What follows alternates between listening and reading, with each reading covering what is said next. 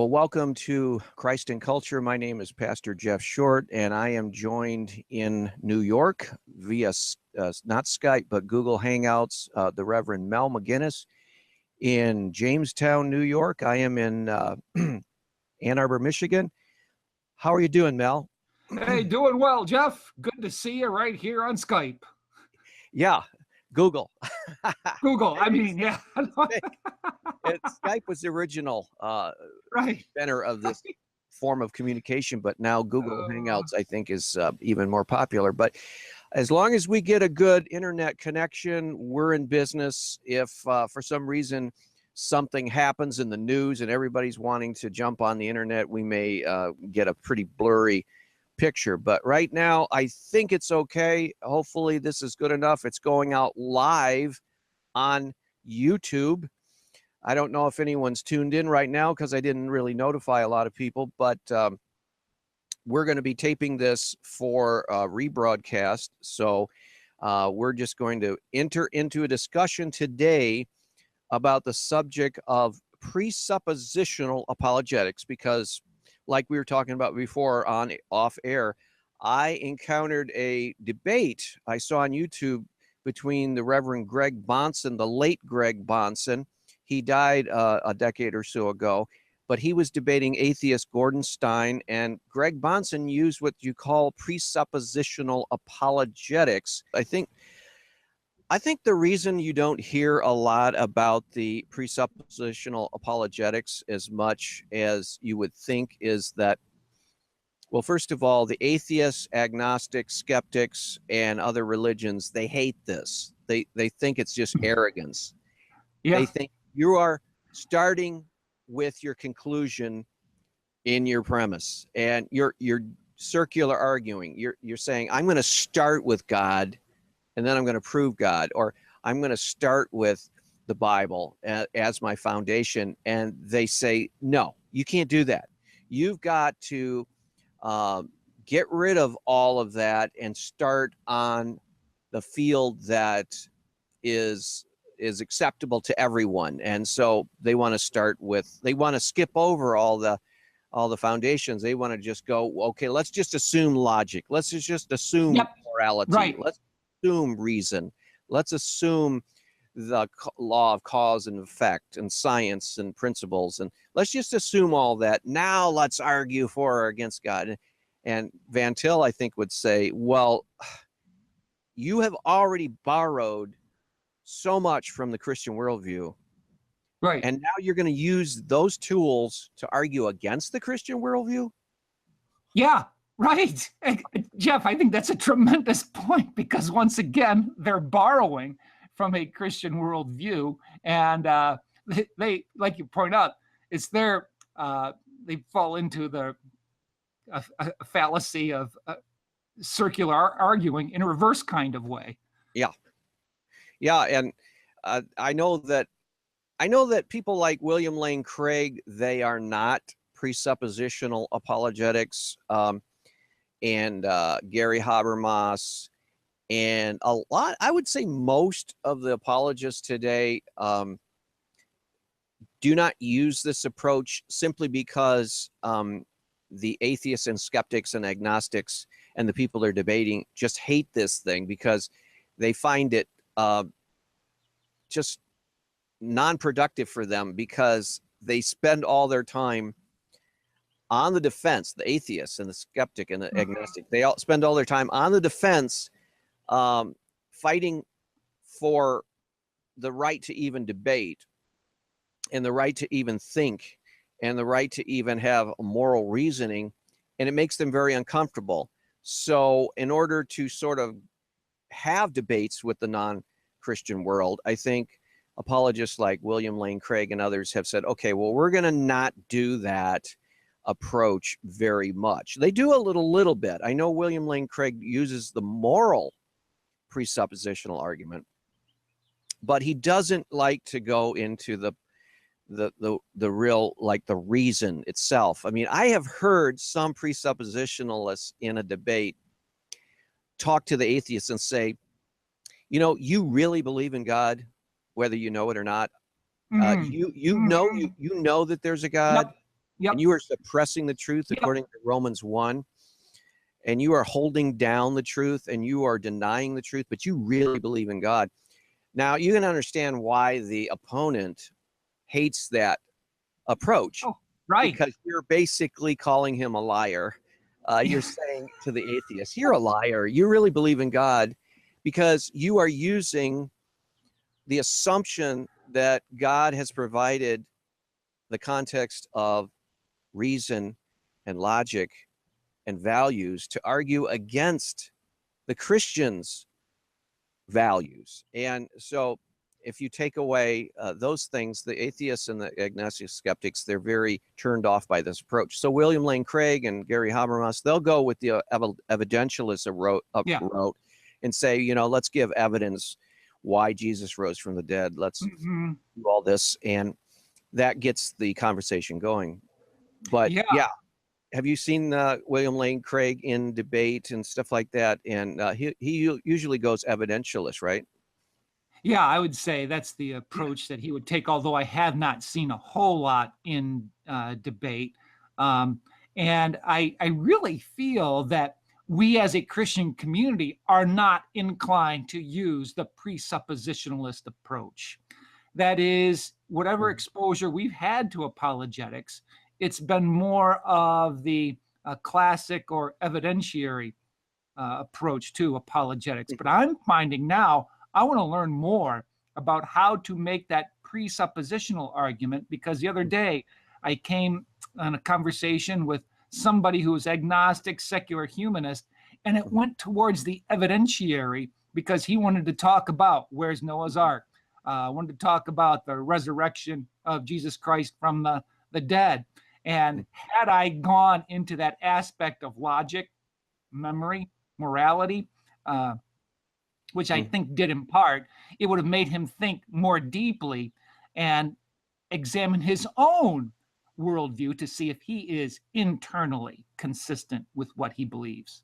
Well, that's what Francis Schaeffer always taught in his books. He would say, when you're doing apologetics, you have to listen to your opponent, and you have to really find out what they believe. And then you have to look at their inconsistencies. Like you're arguing with a Richard Dawkins, and he's talking about how the God of the Bible is just so immoral. You want to go, well, okay, explain to me how in your atheist universe you can make a statement like the God of the Bible is immoral. How can you get a moral absolute values judgment on the God of the Bible from your materialistic, naturalistic atheism? And then let them explain. They have to justify their beliefs, and that's the problem. They can't. And our problem in debate is we already accept morality, and sometimes we may not catch these internal consistencies. So we want to be asking God for discernment so that we can spot these internal consistencies, not to put them down, but help them to become awakened to their illogical, as they say today, woked up, to get woked up. I've been hearing that phrase. And, you want to argue with the atheist to show their inconsistency so that they can get woked up. But it's true. You know, I think in one sense, Christians might try to take on too much and tackle too much than they need to tackle. As if, you know, I think it's a subtle trick that atheists and agnostic and skeptics play on Christians.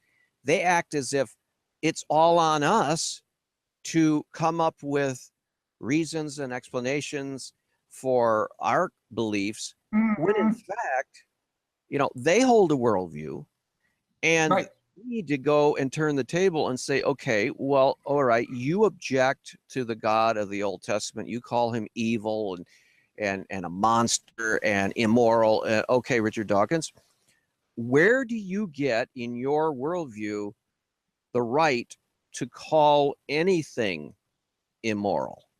Is that just a emotion that you have, a personal preferential emotion that you're expressing? And if so, how does that obligate me or society to follow yours?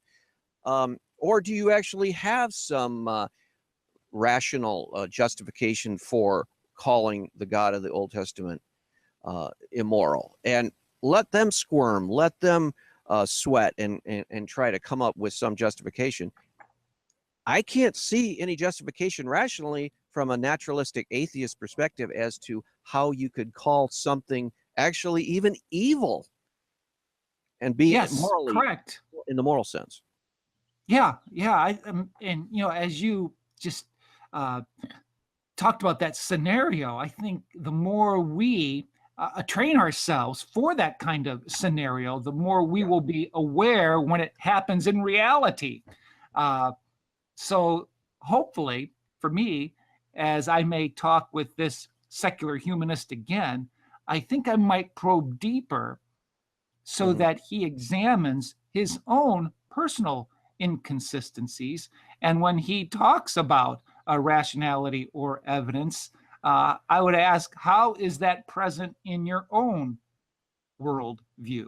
To get him to question where he's coming from in order to make him see that what Christianity presents at a fundamental, foundational level really affirms the aspect of memory, senses, laws of logic, reason, and rationality.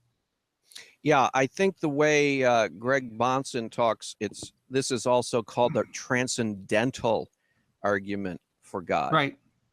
And he says Yeah. that he says that if you take the atheist position and you show the internal contradictions of the atheist position, that somewhat proves the contrary. So if you have an atheist and he cannot give a coherent explanation for his atheism, that's strong evidence for the existence of God.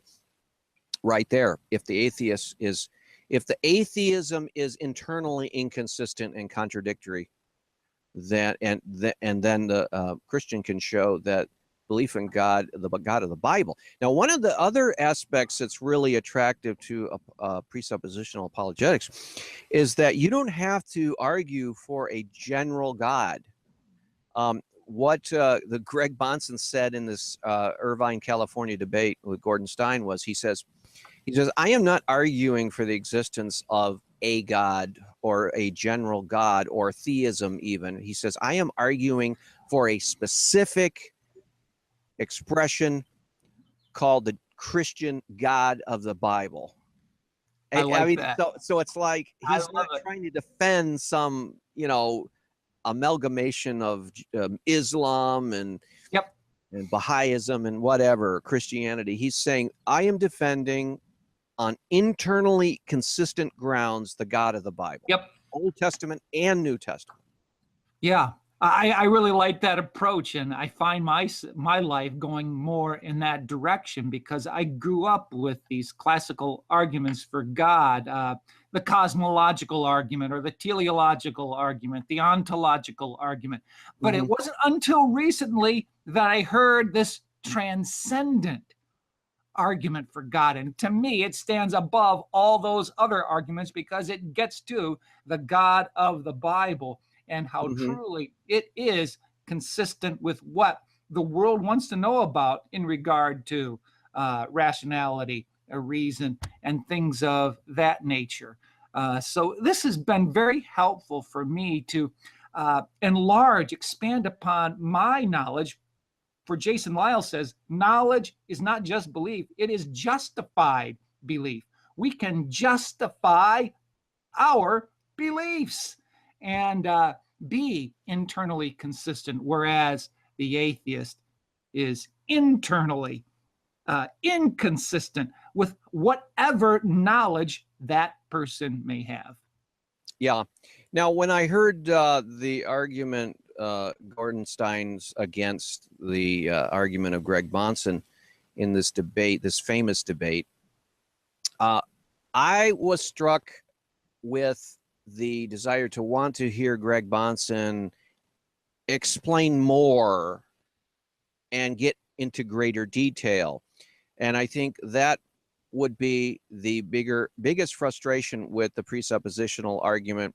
Okay. Yeah. Is that you kind of see, yeah, this really makes sense, but could you tie it together better? That's what I was wanting to say to Greg Bonson. Explain really clearly, and I think others have after him, explain really clearly why an atheist does not have any justification for using reason and logic. You know, these are all transcendental or transcendent these are all concepts. These are not materialistic. Greg Bonson argued, and he says, you know, the laws of logic are not materialism. Right. These are conceptual things. They're real things. Yep. But it's like, it also, when you're talking about spiritual realities, they're not materialistic entities. They're not forces like gravity. They're not energy. They're transcendent things. And he was arguing, unless the atheist wants to totally eliminate and say nothing ultimately transcendent exists, but he doesn't want to do that because he still wants logic, the laws of logic. Now some of the atheists have even said, well, there are different types of logic. There's Boolean logic. There's the Eastern religions have a type of logic. And then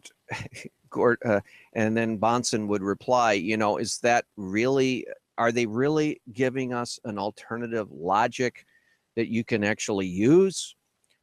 Or are these kind of novelty things? And I think they are. You know, when you look at Hinduism, you know, you have the swamis saying, you know, teaching like Kung Fu, the television show, he would say profound things like, I will now show you how you can clap with one hand, you know, grasshopper. And these were things that were supposed to be a different order of logic. But you never can get the atheist to say, no, I never would consider abandoning logic instead of for those other things. When it comes right down to it, you know, you cannot dispense with the laws of reason and logic. You just can't do it, whether you're a Hindu, or a Buddhist, or any of those. And then you have to ask yourself, where did those laws come from? Well, as Christians, we have the answer. There was a mind before anything else existed. In the beginning was the Word, and that Word had a mind behind it. A word is an expression of mind. So we have this framework. That's what I would call it, a framework for understanding everything, even if we can't, you know, go into all of the details that explain how everything works. We have this framework. The atheists, on the other hand, do not have a framework for explaining things like logic, morality, or even things like love, altruism, all these kind of things. So, you know, what does that say about their worldview? Right. I mean, ultimately, they have to somehow come up with an explanation as to how all this rationality, reason, love, morality came from mud. Yeah, I use that term again and again, but that's more of a figure of speech. That's all they got if you have a materialistic worldview. And there is nothing transcendent in that worldview.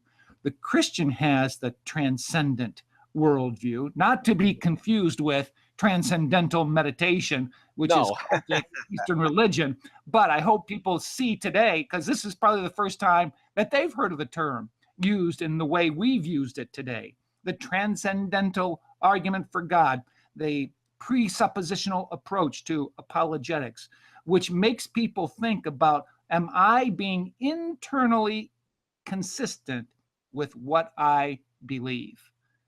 And we as Christians are, the secular humanists are not.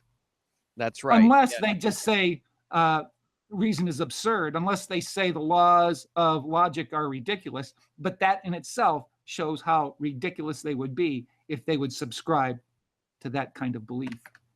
Right. And what some presuppositionalists argue is that they tell the atheist, stop borrowing from my worldview to make your case against God. And the point is, you have to borrow and almost assume God to argue against God. And it's a real absurd situation where you have to take from God in order to push God away. And that's exactly what the scripture says. They suppress the truth. Romans 1. You go right to the Bible, and it teaches us that these people are suppressing the truth. Now, Francis Schaeffer always used to say, when you're talking to an atheist or agnostic, find that area in which they are really interested in something, passionate in something. You know, if you talk to an atheist and he's, for example, a communist, that used to be easy. They're all inflamed about the injustice of society. And if you're a true atheist that believes the naturalistic, materialistic worldview, so what? So what if society is imbalanced and there's not justice? If evolution is the explanation as to how we got here, it's always been imbalanced, and that's part of the system, because you have the survival of the fittest, the weak die off, the strong destroy the weak, and that's how things progress under the atheistic evolutionist system. So why are you so worked up about injustice? Right. My friend from Oklahoma Wesleyan University, Dr. Everett Piper, who's the president there, says once you buy the premise, you own the conclusion. And the example you just gave, if you're a communist, atheist communist, once you own the premise of that, how can you really speak to the aspects of justice when your worldview from its beginning is inconsistent and simply says it's just a matter of the survival of the fittest? By the biological premise, and you have to own the societal conclusion of things just being unjust, things being just a matter of surviving. But again, the communist, being inconsistent, says we want justice. Well, where do you get that from? They're borrowing that whole idea of a moral absolute, and they're judging situations on the basis of a moral absolute. And where do you get that moral absolute? You get it from a God who has always existed, who from his character has values that communicates those values through the Bible. And they're taking our moral absolutes that we get, only we get, starting from God, starting from mine, which they never could get starting from raw materialism and energy and chance and everything like that. They're borrowing from us to try to argue against us, as if they can do that. Well, they can do that as long as we don't call them on it, but as long as we start saying to them, where did you get your moral indignation? Give me a rational justification for that. And they're gonna, well, you know, it's just wrong. Oh, you mean it's your feeling that it's wrong? Hitler didn't feel it was wrong to gas those Jews. So you're saying, well, it's society, collective society standard. Well, the Germans, millions and millions of Germans as a collective vote decided that that was a good policy, and they let Hitler get away with that. So you can't argue from society. You can't argue from the individual. You have no basis for morality at all, arguing from a materialism standpoint. Only from a Judeo-Christian biblical worldview can you get any kind of coherent moral values in society or individually. Right. And I think we should be prepared, like you said earlier, that when you talk from a presuppositional level, you're going to make the atheist very angry because you might have used the Bunsen like slapping his hand. Yeah, you're a liar. They don't like to be told that they're a liar. And the Bible itself says the fool, Psalm 14. Oh, they hate that one. Yeah, Psalm 53. The fool says in his heart, there is no God. Whoa, you're either calling me a fool or a liar. Neither of those two options are good. Well, did you hear when I gave my lecture at the library there, Norm Carlson was sitting right there, and I quoted that scripture. And, that doesn't go over real well with atheists. When No, they say the no. fool in his heart says there is no God. Yeah. Yeah, they don't like to hear those things. But that's the Bible, and the Bible is very frank. And I think one of the reasons you can go into this whole theology of the presuppositional approach, one of the points is that the fool in his heart, he is a fool because he has to borrow from other worldviews to argue against the worldview. I know. And so it's like a parasitic relationship. The atheist has to have the Christian around to borrow his goods so that then he can lob grenades over on the Christians using the Christians' goods. I mean, it's just, it is absurd. It's foolish. Yeah. Jeff, you just presented a great word picture there, a great analogy of what the atheists do to try to attack the Christians, and people being aware of this. I hope that they're listening and understanding how the atheist operates at a level where it might not be so apparent on the surface, but dig underneath and you'll see this kind of warfare being used against us. But they have to borrow from us in order to make themselves look good, which makes or themselves steal look from foolish. us. Steal from us, yeah. Steal exactly. They have to steal from us. It's kind of like the LGBTQ movement. They steal the rainbow. And I was thinking about that the other day. I was driving through. I was on the Thumb, taking that Route 25 around the Thumb of Michigan. I don't know if you've ever been to Michigan, taken that approach, but it was a rainbow up there, and it struck me that godly symbol is being stolen in society today. And that's just like the atheists when they argue against Christianity, just like the agnostic. It's just like the skeptic. The secular world is a parasite. The secular government is a parasite. Thomas Jefferson talked about, we hold these truths to be self-evident. And he could talk to a Christian community at that time about self-evident truths. Today, you talk to a secular society and you try to talk about self-evidence, they have no basis for any kind of foundation like that, because they don't even acknowledge a God who is in the background, who has planted a imago Dei, image of God in everyone. And wow, if you don't have the imago Dei, if you don't have the presupposition of God and a moral universe, an order in the universe, it's chaos.